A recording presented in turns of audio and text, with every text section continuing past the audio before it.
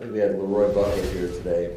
It was a great honor to hear him talk and just what it means to be a Green Bay Packer. So, anyways, it's been a good morning. Leroy usually is long-winded, so I figured that's why. He wasn't too long-winded, but I'll tell you what type of person it says about him in terms of driving all the way up here from Milwaukee, talking for about 10 minutes, and then turning around and driving back. I mean, I think that says something about just how much he cares about this organization. And, you know, man, it was a pretty cool speech. Is that something you set up?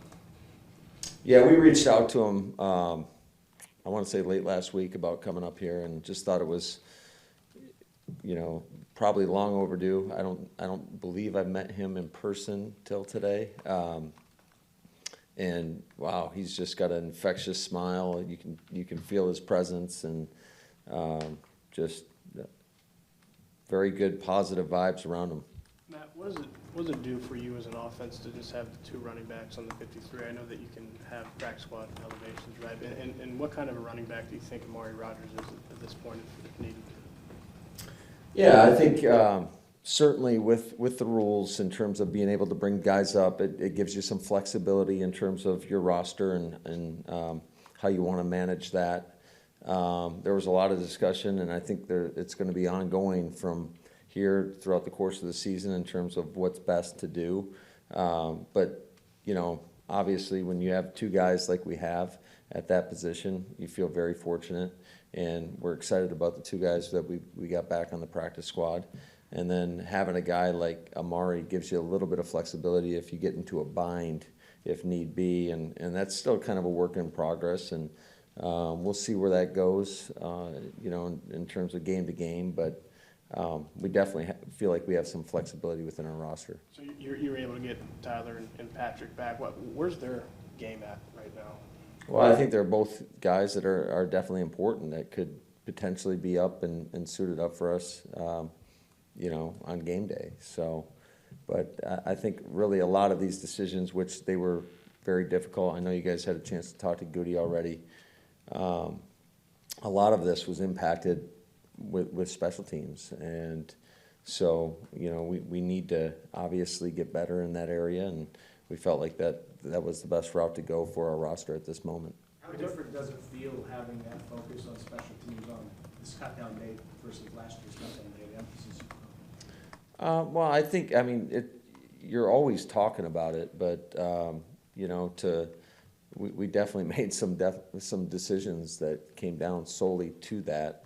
And, you know, it's where we are right now, and I think we've learned from maybe some I don't want to call them necessarily mistakes, but we know we have to improve in that area, and we've definitely put some resources towards that. First and foremost, hiring a guy like Rich, and then making some of the decisions that we've made. Will Elton and or Dave do any team stuff today? Well, we'll see when we get out there. You know, that's the best answer I can give for you.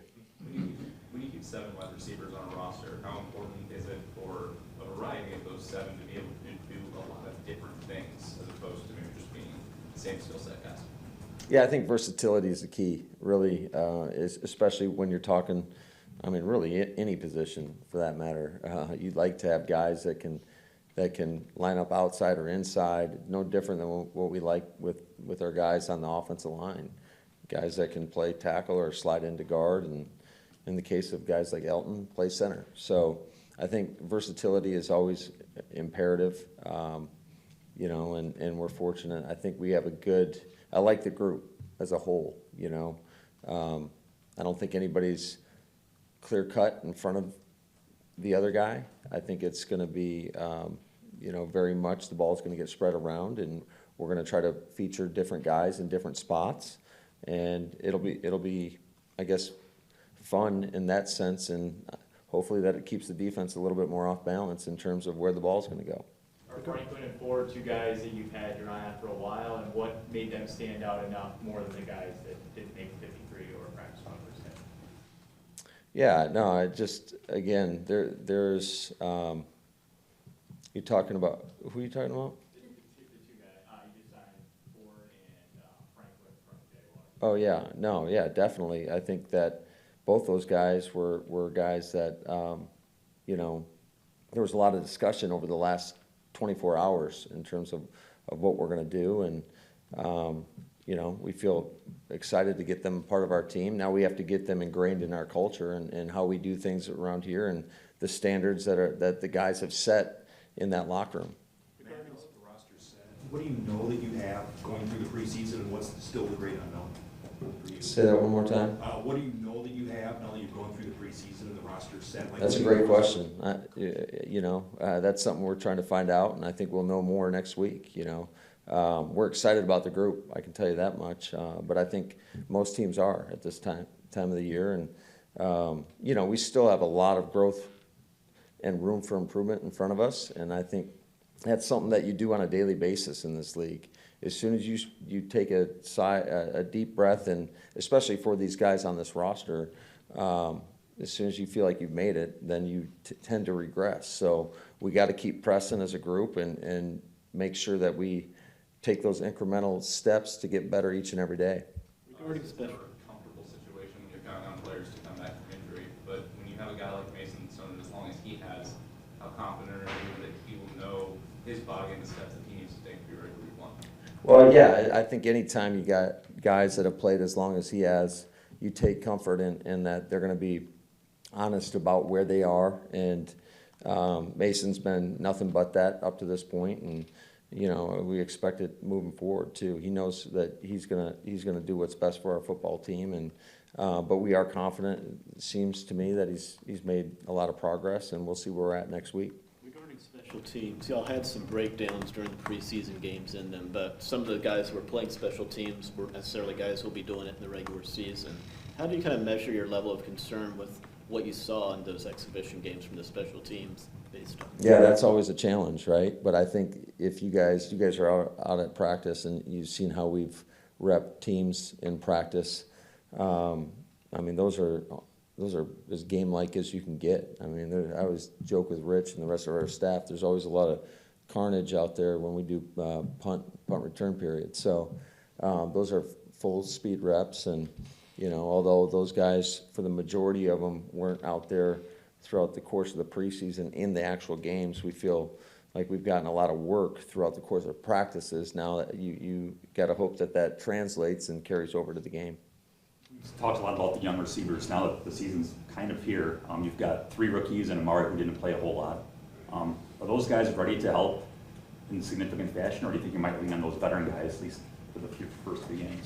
I'm not going to give the game plan away, but certainly I think that, yeah, I think you're going to try to, you know, get those guys involved as organically, however it falls out. And I think we take comfort in the fact that we do have veterans that have played a lot of ball, and you know, each game's going to be different. I can't tell you how it's going to play out. I have no idea right now. I mean, we're still in the game planning phase, really in all 3 phases. Although every team in the league right now has a pretty good head start on what they want to do week 1. But I think, you know, everything in this league's week to week, and that's where we see it right now. You just take it one day at a time, and our goal today is to get a little bit better than we were yesterday and go out there, and we're going to have a very game-like practice, you know, where we're going to have 4 quarters, and we're just going to play it out. And just so I think it's a great opportunity for our guys to get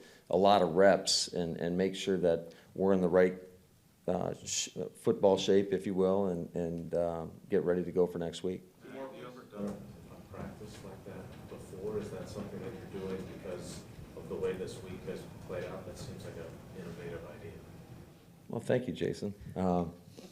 No, we've done similar practice, I would say, probably with a few more you know, constraints to it or specific situations that we implement. But no, I thought it was a good opportunity just for our guys to go out there and, you know, just unscripted, hear calls, see how they go out there and execute, making sure that they communicate and the effort and all the little things that we're looking for is there and that they're ready to go. Do we get to watch the whole thing?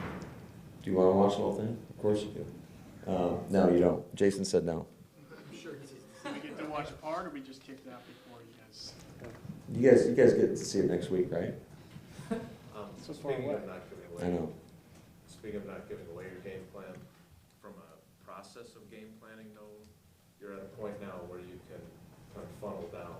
Does that help those young receivers that you'll be able to put together, and instead of having the entire playbook during training camp, that they can kind of focus in on certain things you're gonna give them? Yeah, I think absolutely, 100% it does. Anytime you go from, 7 or 8 installs down to basically 3 separate installs when you're talking about your base downs, when you're talking about your situational third down and your red zone, I think it totally shrinks the plan.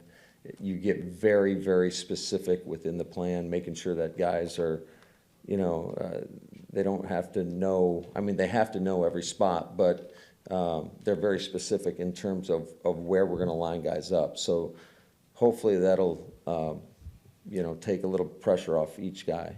As you're bringing them along, can you rely on guys like Aaron Jones and Bobby maybe even more than you normally would in the pass catching game? Yeah, we'll see. I don't know. It just, every situation's a little bit different, but of course, we're gonna rely on those guys. But as far as, I don't even know what defense the Minnesota Vikings are gonna be playing. So, yeah, you can try to set it up for certain guys to get the ball, but a lot of that is dictated on coverage. And so certainly, however they want to play us, I think, we've looked at everything, but you got a new coordinator over there at Donatel, although he was in Denver, and obviously he's been with Vic Fangio for a long time, but as far as I know, I think Vic was calling it. So anytime you have a new play caller, who knows how they're going to call a game. So our job is just to try to put guys in the best position, and however it plays out, and we have confidence in all those guys in that locker room. So it's not just, we're not going to go out there and just try to force feed the ball to guys that have played ball for us. We're not just going to force feed it to Aaron or AJ or Bobby or whoever, Alan. We're going to just let it happen organically, and hopefully we get these guys, in the right positions, and hopefully we can, scheme some stuff up to get guys open, and we'll deliver the ball on time and with great protection.